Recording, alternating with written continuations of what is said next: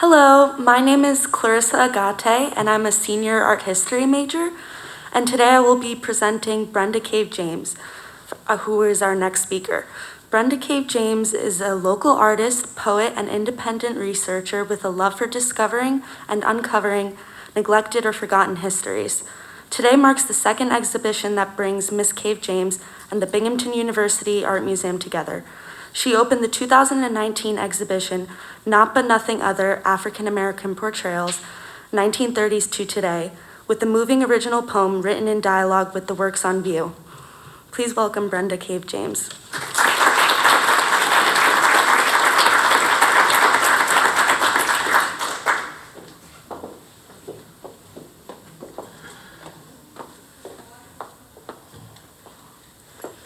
Thank you. Thank you for inviting me here today.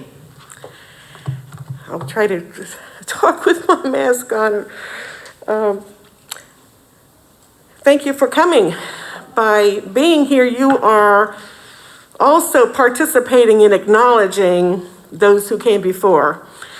And in this case, often,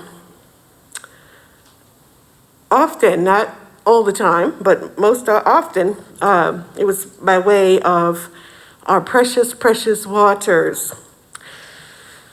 People in bondage have always sought freedom, and our own Susquehanna River assisted in that.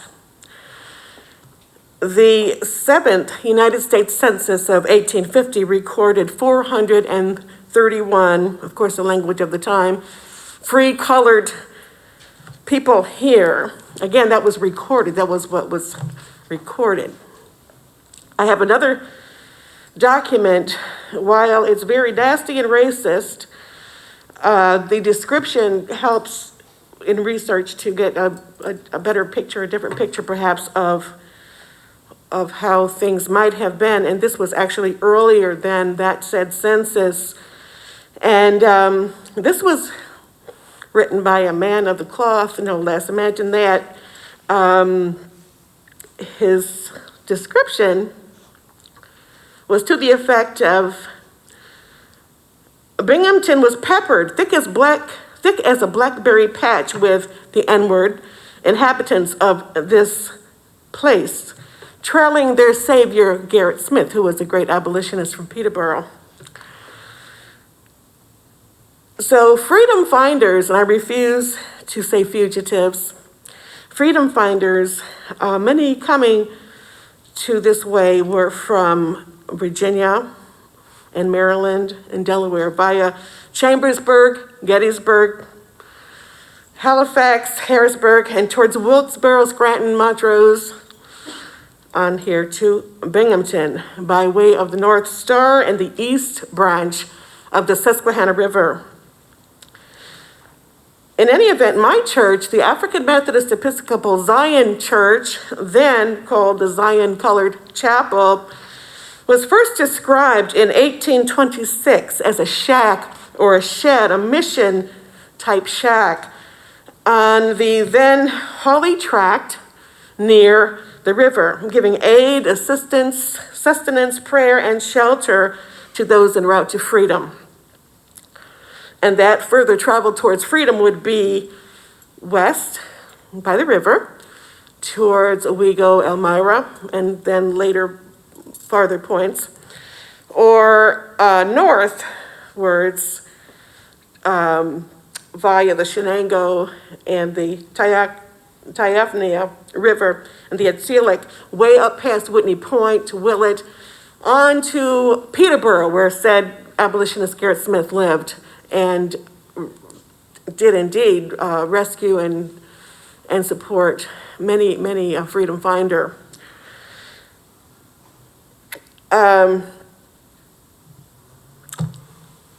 We had many churches of our early Black church, the now African Methodist Episcopal Zion Church, all across New York State, places where you would not imagine. And they were all beside or upon the river, and where its fingers cut and carved all through upstate New York. And these were not palaces by any means. They may have been a shed or a barn or a shack where people could rest and pray and eat and perhaps find warmth or medical assistance from gunshots, dog bites, wounds, flesh wounds. This would be Norwich, Cortland, Amsterdam, places where you would not imagine that there was an early black church. Schoharie, where, by the way, hundreds and hundreds of enslaved black people grew the wheat and baked the bread that fed the revolutionary soldiers. So our rivers, what a gift, what a precious gift. And let me get back to Broome County here and our beautiful confluence. If you should happen along the banks of our beautiful Susquehanna River, strain your ears. You might hear it ever so often for a moment or two, like glass chimes from afar in the breeze, light tinkles of little girl laughter. Though some say it sounds like weeping, maybe that's the mama. They had churned and been tossed about the waters of an angry Susquehanna for hours in a storm. The mama and the daddy were long gone. That is to say, they drifted and bounced far and away. You see, near to the closing of the Civil War, the good news down south spread like a wild brush fire. They could go now, they were free. They weren't anybody's slaves any longer. But they had nowhere to get to, really, save for a crude raft upon the deep waters. And truth was, most had always been scared of such. Master filled their heads that way on purpose to keep them from running off, at least by way of the river. You see, snapping and snarling hound dogs could better catch them by land. So many, a poor enslaved soul, never learned how to swim. But this daddy built a big, strong raft for himself and for the mama and the two little girls, and a satchel of biscuits and smoked sweet ham, and everything had turned to mayhem. It looked like everyone had lost their minds. Blue soldiers were burning down the world, and leaving sure looked better than being scared of any water. And the raft, it held up good for the most part. They were all right.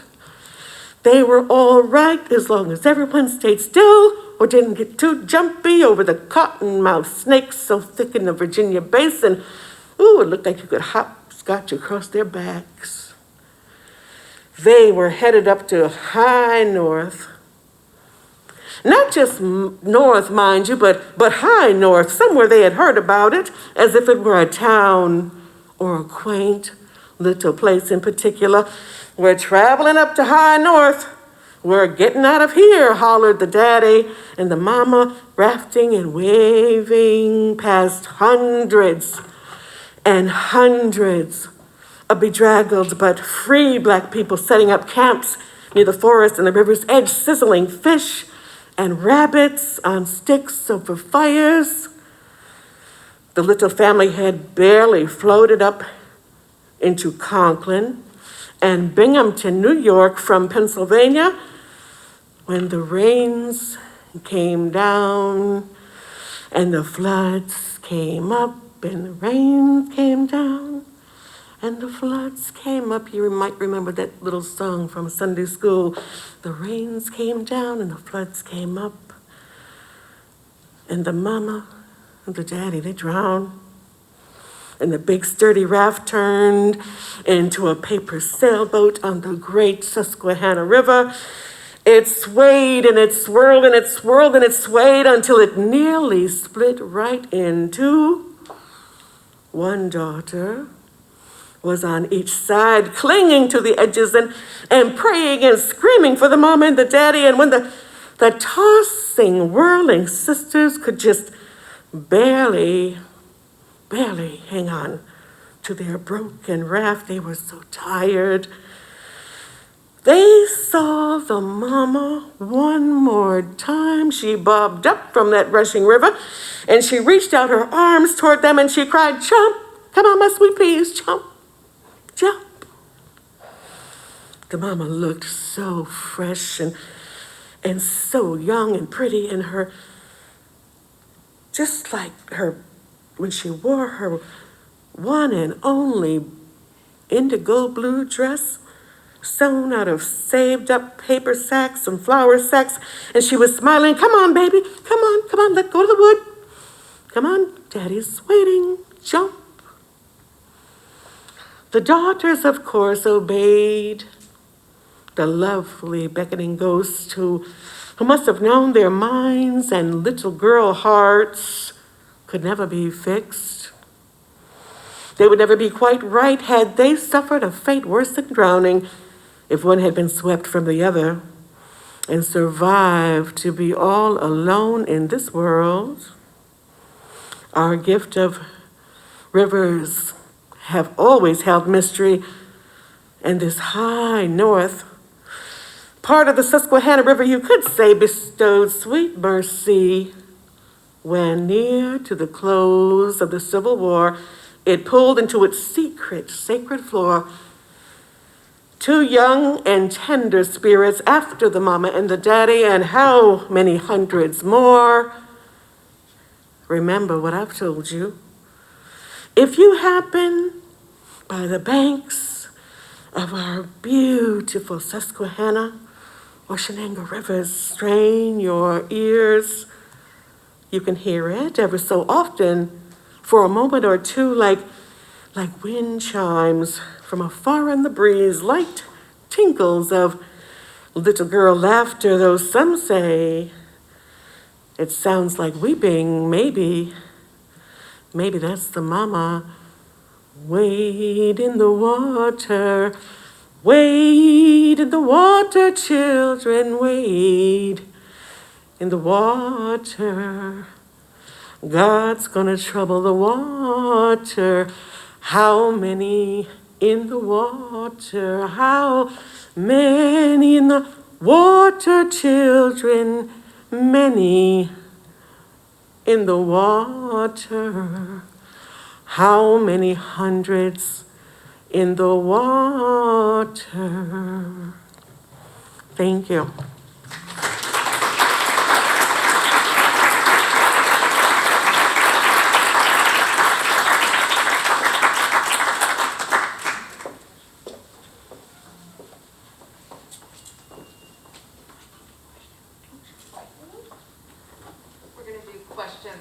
Again, so please raise your hand high if you have a question for Brenda.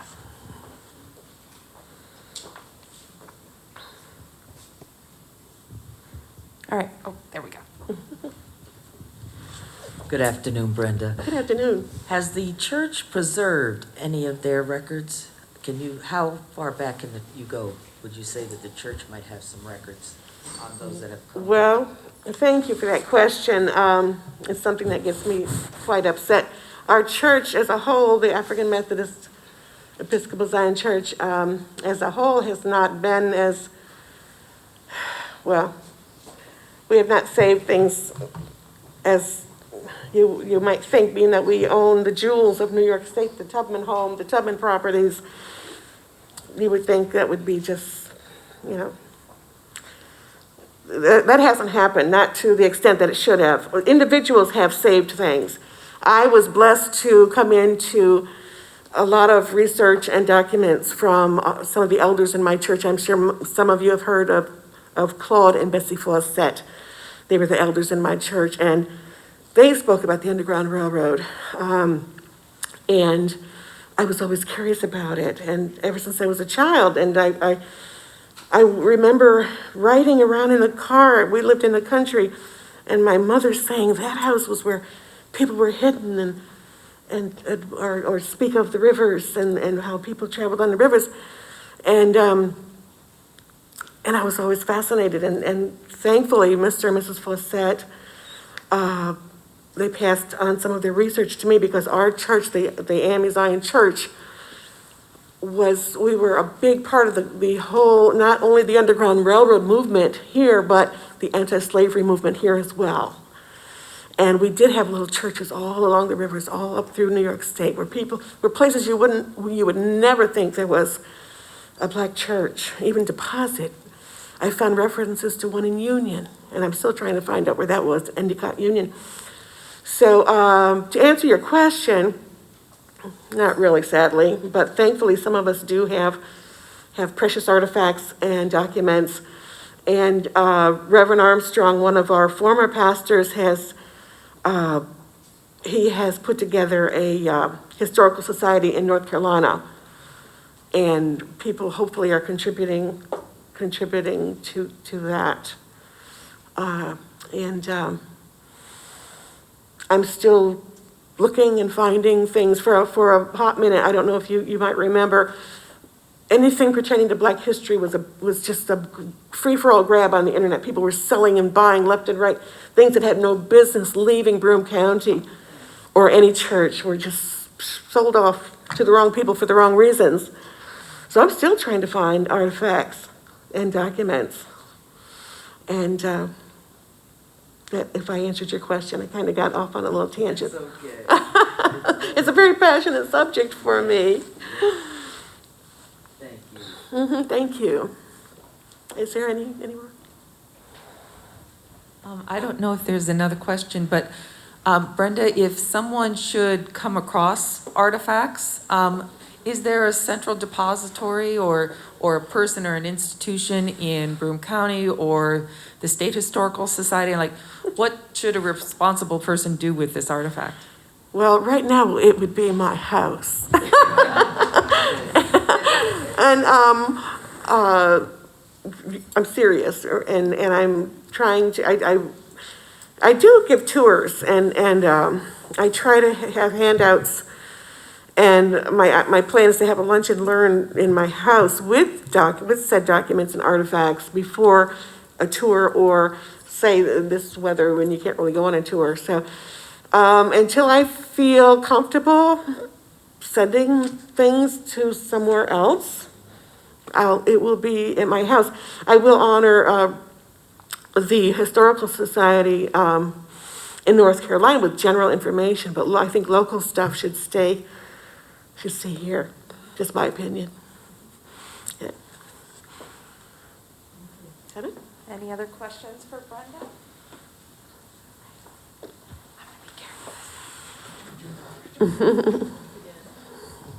Hi, thank you so much for your presentation. I'm so interested in your research and everything that you've documented from this community. And one thing I've just been wondering that maybe you could speak to is, I'm a history professor up at BU, and I was just giving a cemetery tour of Spring Forest, trying to teach the students about our community. But I have no inkling of where historic Black cemeteries were in town. Do you have a sense of where those were located? Because I know the AME Zion Church was a little bit further back towards the Phelps Mansion Museum, I think, over in that way. I may be wrong there, but I'm just curious if you could speak to maybe where those cemeteries may have been maybe connected with these churches. Well, thank you for that. Actually, our church, our second building was where present-day Columbus Park is, or back farther where St. Mary's is, actually. And one of the great abolitionists who was also a preacher here in our church, Jermaine Wesley Logan, he helped to build that site. And most of the cemeteries here are integrated. For the most part. Now, that's a wonderful question, because I have wondered and asked often, and that's something I'm working on. Where were enslaved people buried in Broome County? At that time during slavery, the cemeteries were not integrated. That's why our church started for rights of burial rights and other rights, just to speak and be and sing and move and not just sit back and be quiet, and to be able to take the sacraments, communion.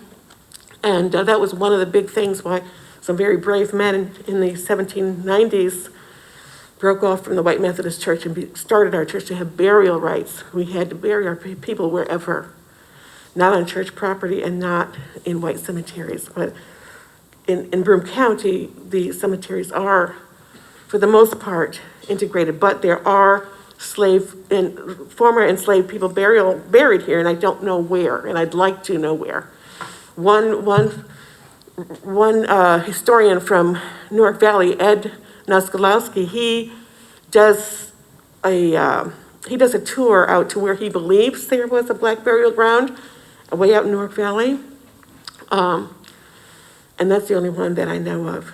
And I haven't found any records or any details thus far. Thank you for that question.